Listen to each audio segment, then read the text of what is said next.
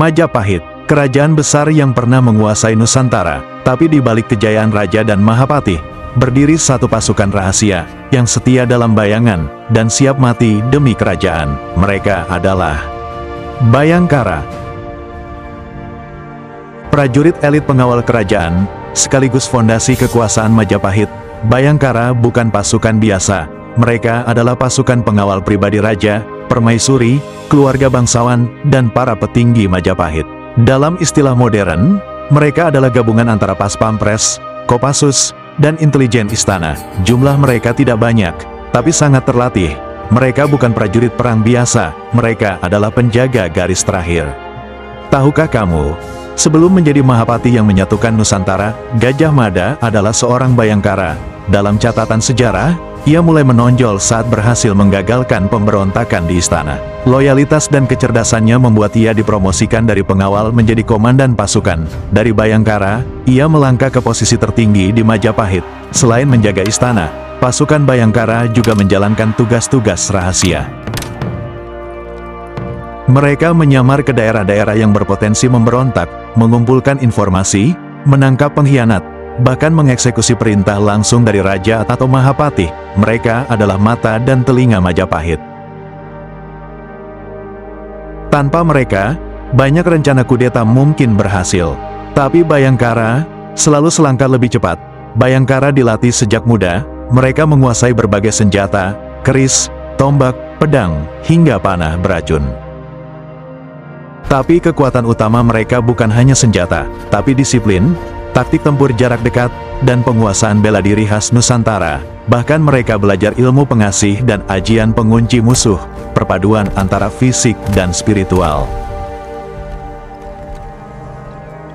Pasukan Bhayangkara bukan hanya simbol militer, tapi juga alat politik.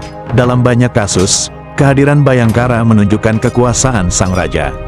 Bahkan beberapa bangsawan enggan memberontak, hanya karena tahu Bhayangkara mengawasi. Di Majapahit, tak perlu armada besar untuk menundukkan lawan. Cukup satu Bhayangkara yang menyamar, dan kerajaan bisa berubah arah. Seiring keretakan di tubuh Majapahit, peran Bhayangkara pun ikut goyah. Ketika raja-raja mulai bersaing, dan wilayah mulai melepaskan diri, Bhayangkara terbagi.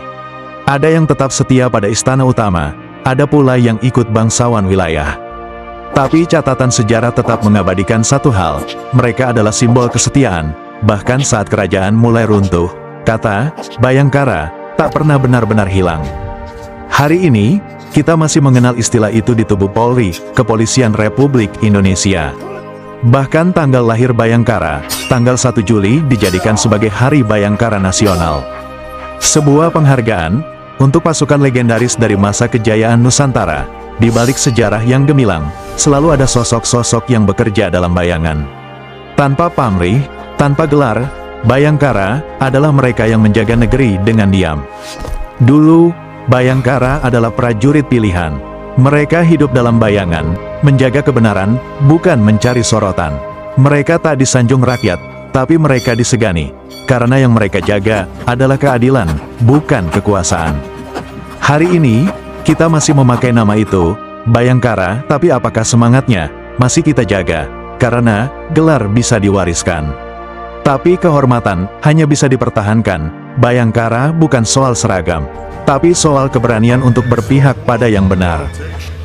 Jangan lupa like, subscribe, dan nyalakan notifikasi untuk terus ikuti update teknologi militer Indonesia terbaru.